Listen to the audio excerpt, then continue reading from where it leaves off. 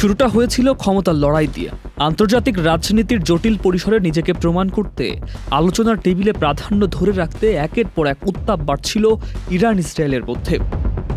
কূটনৈতিক আলোচনার পথ যখন সংকীর্ণ হয়ে এলো, তখন সমস্যা ঠেলে দেয়া হলো যুদ্ধর ময়দানে, আর সেখানেই শুরু হলো ধ্বংসের মহড়া, যেখানে রাজনীতির গুটি চলছে রক্তের দামে আর বলি হচ্ছে সাধারণ মানুষ।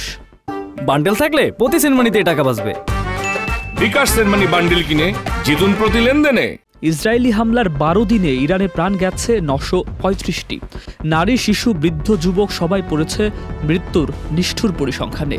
পাল্টা হামলায় ইসরায়েলও মৃত্যু হয়েছে 28 জনের।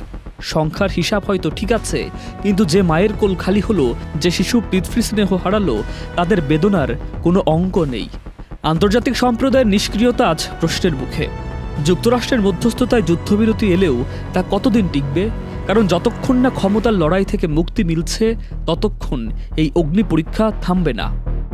একটি প্রশ্ন আজ সবার মনে: রাজনীতির উচ্চ মহলের সিদ্ধান্ত কেন মেটাতে হবে সাধারণ মানুষকে? পৃথিবীকে শিখলো না কিছু, নাকি শিখেও অন্ধকারে হাঁটাই নিয়তি?